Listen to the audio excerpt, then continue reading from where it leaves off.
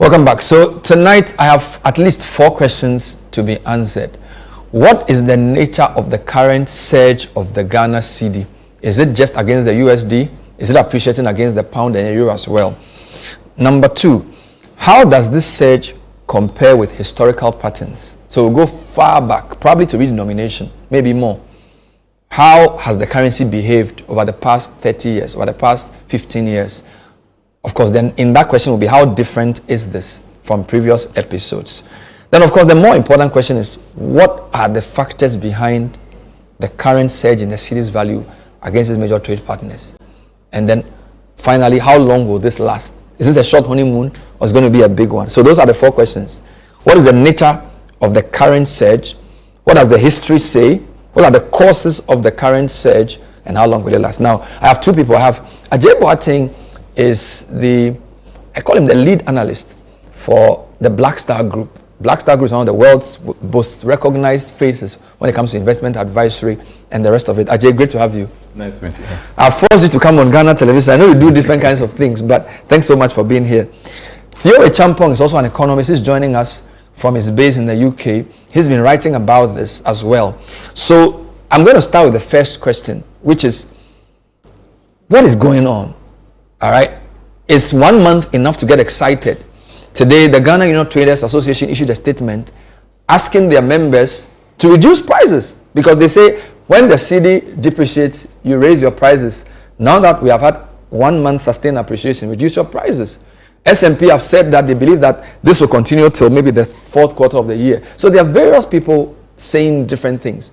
So what I'm going to do, I'm going to go to the screen with Adjei Boateng, and we're going to first understand the nature of the current surge. Is it just a dollar issue or is it with other currencies also? So Adjei, thank you for being on the show. By the way, tell me about Black Star. What do you guys do?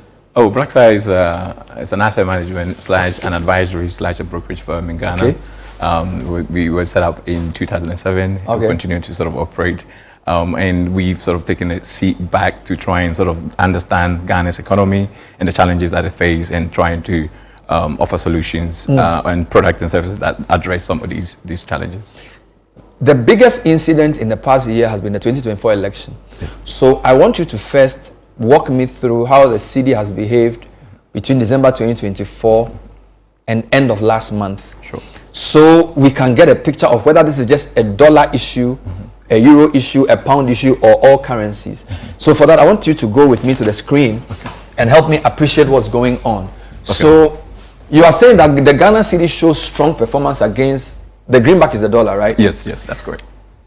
Now, can you explain the 3 lines and what's going on here? Yes, so the 3 lines, the white one is the dollar, the gold one is the Cedi versus the pound, and then the gray one at the bottom is the Cedi versus the euro. Good. And what we saw is at the start of the year, there was a gradual depreciation all the way, but at some point it stabilized a little bit versus the dollar. And then what we realized was that just literally about a month ago, we've seen like a huge surge. Then what this chart shows is that like actually it's not just against the dollar, it is also surging against the pound and the euro. In fact, actually, if you look at just a month from today, the Cedi has actually strengthened a lot stronger versus the euro than actually the dollar. So let me get this straight. This is the percentage of depreciation or appreciation. Yes. So it depreciated all the way through to maybe the 2nd week of April. Yes, that's 2025. Yeah. Then from the 3rd week of April, we started seeing an appreciation. Yes. It even went above the 0 line. Yes, absolutely. So by end of April, the Cedi was close to 8% appreciation against the dollar. Yes. Amazing. And you're saying that if we continue this, it strengthened even further against the pound than even against the dollar. No, it's strengthening a lot stronger against the euro. Against the euro? Yes. So as of today, if you look at it as of today, over the last month, it's strengthened against the euro about 17.6, and then the dollar is a little bit lower in the last month. So for May, these figures are all higher and on the positive side. Yes. So euro is positive. So Cedi is doing better against its 3 major trade partners. Yes, absolutely. So I read a story on Reuters Business which said that the dollar was suffering against a lot of its trade peers. Yes. the Taiwan, the yen, China, Japan, all of that. So initially we had thought that the Cedi against the dollar was benefiting from that structure, maybe the Trump tariff, dollar uncertainty. But what you're telling me is that if that were true, it wouldn't have applied to these other two. If that were the only reason. Yes, and I think you're spot on in that sense. So generally, there's a lot of correlations among currencies. So the strength of one currency often sort of overlays versus others. So generally, if you're strengthening against one currency, normally the hard currencies, what you often see is that it's also reflective of some of the other hard currencies as well. Now, because we've shown, I like the way we've done the quarters. So this is election.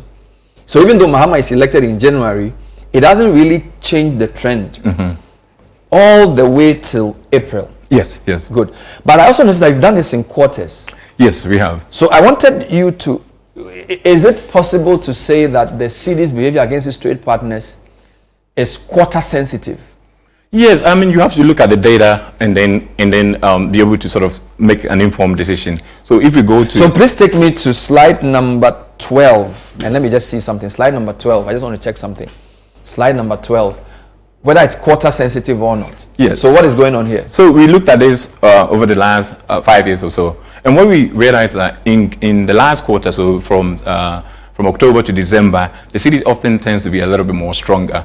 Now, for obvious reasons. So green means Cedi strong. Yes, it's appreciating. Red means Cedi weak. Yes, depreciating. Exactly. And you're taking 2020, 2025. Yes. So you've taken quarters for the past 5 years. Yes. And when you run it, quarter 4 is the best. Is the best generally. And when we look at the average, often Q1. For the first quarter, the first 3 months every year tends to be where we see a lot of the depreciation. Again, for obvious reasons, dividends being paid, some of the multinational might repatriate some money outside. So typically, that's when we tend to see a lot more depreciation, followed by the third quarter. Generally, that's the... So you will see depreciation in March. Yes. You will see depreciation possibly in August. Yes. And by the way, 2022... it was July, August that everything crumbled. Yes, absolutely. So 2022, we saw it here, it depreciated around 22. So on this 5-year chart, yes, the worst quarter for Ghana was Q3 2022. Absolutely. Without a doubt. Yes. But generally, these are the 2 worst quarters. Yes, generally. Dividends being sent out, and then final quarter. Yes. So what we're seeing with appreciation in Q2, is it regular? I mean, when you look at the last sort of couple of quarters or over the last sort of 5-6 years, I mean, we don't tend to see too much depreciation per se. It's perhaps our second best quarter. But I think historically, when you look at it, we often see some depreciation. So what is happening, I mean, the quarter hasn't ended yet, but what is happening is actually very, very positive for this quarter. Let me just explain this again. Because we are in Q2 of 2025, this is a 0. Yes, for now. For now. We've left these 2 blank because we are not yet in 2025 Q3, 2025 Q4. So what Speaker is saying is that Cedi depreciated against the dollar by 5%. Yes. So if you look at this, the average for the year for now is 5. Yes. If this trend continues and we start doing better, this may be a positive. Yes, absolutely. So it will be the first year in the 5 years that we don't depreciate. Yes. In fact, you can even extend this a little bit more further. In fact, I think based on some of the numbers that we're seeing, it is possible that this might be one of the first year that the Cedi actually overall appreciate over, if you look at it in the last maybe say 24 years. Wow. In the course of the year, if we can sustain. So if we assume we sustain this so that end of Q2, we are positive. Yes. That would be unprecedented. Yes. Because I don't see any of this being positive except 1, 2, 3, 4, 5. Yes. So the nature of the strengthening is also important. So I think when you listen to what some of the conversation that the governor has been saying, I think they're paying a lot more attention to inflows. You know, they're strengthening the inflows. So the nature of the whole thing is supply and demand. So if you can position yourself in a situation where the country as a whole is able to structure how inflows come into the country in terms of dollars, I think there's a Why are Q4s better than the other Qs? Because the average for Q4 for the 5 years, Yeah. clearly there are more greens. Yes. What is it about so Q4 is October, November, December. Yes, that's correct. Why are they better than the previous quarters? So Q4 is for obvious reasons. So a lot of our brothers and sisters who are abroad who often come in. They send money. Yes, and they also send come money. and spend. They come and spend. So 30 December. Exactly. Oh. So that often feeds in a lot, and there's a lot of activities. So all of that feeds into strong Q4. So even the years where we've seen some depreciation in the quarters is often quite small. So generally, there's a lot more remittances coming in. The 30 December and other activities often ensures that our brothers and sisters abroad often comes in. So often, historically, that has been quite positive. So for the past 5 years, our worst year for depreciation was 2022. Yes. Almost 40% depreciation. Yes, that's correct. Followed by 2024. Yes. The election year. Then 2023, the year before. This was quite tough time for us. Yes, for obvious reasons. We're going through DDP. Take me to slide 9, because I want to try and answer question 2 as to a more longer term view of the situation. So hopefully we've understood something about the quarters. Q4 is the best, Q2 is the second best, Q4 is the best. Yes. Q2 is number 2. Not number 2. Yes. Good. What is this? So this looks at the history of the currency since 1999, and then so that is in the gold, and then the white one we've just overlaid the inflation data. And now what you see is that we go through a period of stability, and then we get a spike, and that seems to be like. So sorry. If the yellow line is high, yes. Is that good for the currency? No, that's bad. That means we're losing a lot of value. So in this your chart. Yes. The higher the line, the worse for the currency. Yes, in terms of when you're looking at because it's a rate of depreciation and rate of inflation. Yes, I get and we've done a year on year. So this is 99 rollings. Yes. To Q4. So here is where we have the HIPIC error. So things were a lot more stable, and then financial crisis. But what you see is that and this speaks for. You can look at this. In fact, we can do the whole conversation just based on this chart because it has various implications in terms of. So let me guess. Every time the yellow is high, people are not happy. Yes. And a government may lose power. So let's try. 99, 2000. This is bad. MPP comes into power. 2008. This is high. Kufuor loses to Mills. 2013, 2014. During some time, NDC changes power, but it's still NDC. So maybe this is the non-trend. Yeah. And of course, this went high in 2022. Yes. So it's not necessarily correlating with elections. No, not necessarily. It's not correlating with elections. Yes. But what this shows is that we go through years of stability, and then we get a spike. Now this has massive implications for how we invest, the kind of things we invest in, but also it means that there's often maybe a structural deficit in here that keep re-emerging itself.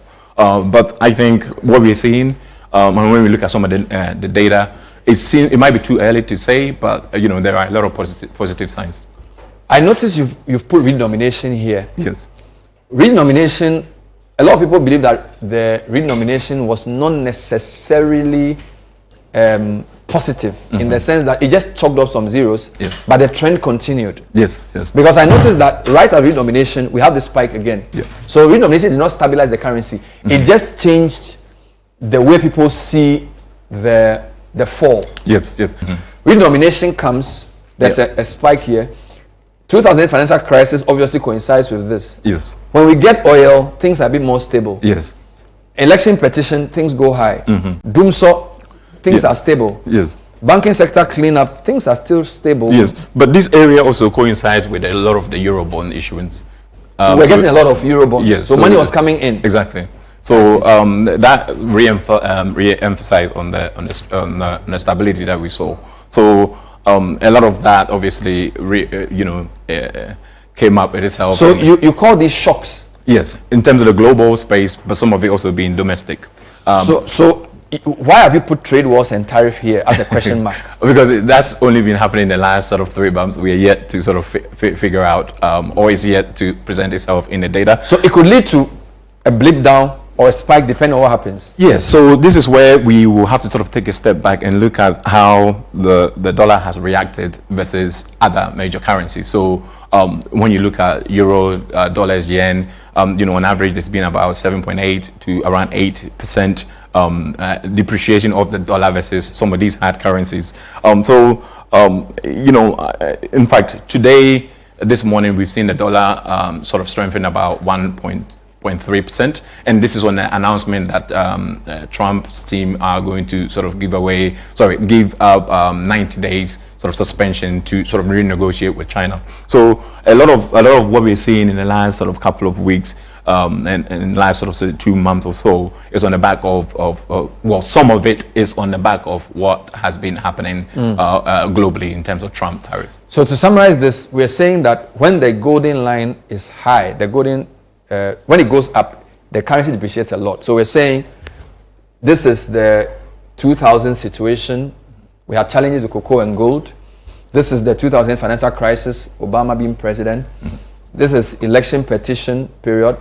And this is what happened with debt exchange and all the issues. I wanted you to give me a longer term view. And I think for that, we need slide 13 of the currency's behavior since maybe the year 2000. I just wanted to see, because I think you say that even though we have ups and downs, yes, we've just been coming down. Yes. So with this chart, the best way to look at it is that assuming when we redenominated $1 was 1 cedi, right? But you have to just take the inverse and ask yourself, how much is a cedi worth in dollar terms, right? So the easiest way for anybody to be able to replicate this is to just take the daily or monthly numbers and just divide 1 by the latest exchange rate. Good. And then plot it over time. Good. Right? And what you see is that since the redenomination... So this is the cedi's value to $1? Yes. And it keeps coming down? Yes. So it says that as of now, we've lost about maybe say 93% of the value. So wow. So if you divide 1 by the latest exchange rate and subtract 1 from it, it tells you how much 1 cedi can get you in dollar terms. And this is over how many years? Since 2007. So since redenomination, yes, the cedi's lost almost all its value. Potentially. Well, I mean that's where the data shows. But wow. But some of this is a gentleman called Chris Beckton wrote a really nice paper on this, and he sort of went into some of these things. And some of it could be predicted, right? So you could take your average inflation over the last sort of 6 years, and there's a concept called the rule of 70, which is if you divide 70 by your average inflation, it tells you how long it takes for your currency to lose its value. Yeah, to lose half of your purchasing power. Okay. So if you do that and you plot it, what you realize is that you have to constantly be investing to ensure that you protect your value. But again, this is not to pay too much attention to what is happening. It's just whether the observation we've seen in the last sort of month or so, whether this is going to be sustainable or not. And there are some positive signs, but I think we have to be sort of cautious. We have to show cautious optimism, as you say. Don't forget, we had 4 questions. We said question 1, what is the nature of the current appreciation? We haven't really fully answered that. But what we've seen is that we are appreciating against the dollar, the euro, and the pound. And even we are appreciating against the euro in a much stronger way. So it's not just a dollar issue. How does this compare to history? We've shown quarters, Q4 being our best, Q2 being our worst, generally. No, Q1. Q1 being our worst, yeah. All right? That's the second thing. We're also asking, historically, how has this behaved? And we've noticed that some depreciation has coincided with major events. So whether it's with the global financial crisis, COVID-19, or our own domestic problems like the debt exchange, we've had an issue. This is telling us that on average, since redenomination, the currency has lost over 15% of its value every year. All right? So 1 Ghana cedi to $1 in 2007, the value of the cedi to the dollar is close to 0. That's $1. Very, very interesting analysis. So another way to look at it is that, and I like it when some of the older generations still quote the currency in the old terms, right? So really, the $1 is actually 134,000 old Ghana cedis, right? So that's how to sort of interpret it. And the simpler way is just take the latest FX rate and just times it by 10,000. So when you bring the zeros back, the currency is doing much worse than even the naira and the others. Of course, with the 1 Ghana cedi, it makes it look like our currency is worth maybe 13 times the dollar or 13. Yes, but it's actually much worse. Yes, and this is where like there's been so much excitement and optimism in terms of what is happening in the last month or so. And you know, there's a combination of factors, some being external, some being internal in terms of what we're doing here. Now, I think that bit is what is worth investigating a lot more. So some of the policies are very positive, and it seems like we might be sort of heading in the right direction if that can be sustained, right? So when you listen to what the governor said, that there's been a lot more emphasis. So the currency depreciation has been always around supply and demand of it. The demand of it is always going to be there because of how our currency, our sort of economy is structured. So we are heavily import dependent. It's just whether on the other side, whether we are going to be able to consistently get enough dollars in. Show me slide 14 briefly before we end this segment. I just wanted to wrap up on this part before I speak to my next guest. What is going on here? So this is just taking the cedi out of it and sort of comparing other hard currencies. And what we see is that actually the dollar has been strengthening not just against the cedi, but even including the euro and the pound. And it makes sense because the dollar is the global currency. So what we see is that over the course of since January 2000, we've seen that the pound has lost around 37%, while the euro is around 29% of its value. So the general depreciation of the other currencies, or in terms of the cedis, is not unique to the cedi per se. Other currencies have also been losing value. So dollar is the world's reserve currency. Yes, very strong. I mean, for now, Okay. and there's a whole conversation around whether that is going to be sustainable. So I think we have some answers for the first two questions. The nature of the appreciation, you wouldn't say it's unprecedented, but it's quite significant. Yeah. Number two, how different is this from the past? We've been taken to the past. When I come back, I'll answer question 3 and 4. Question 3 basically is, what factors are behind the latest surge in the US dollar value or cedi value against the US dollar? And the most important question for the day, how long will this last? Theo Champion will join us with my guest Adjei Boateng to try and answer those next two questions. Stay with us.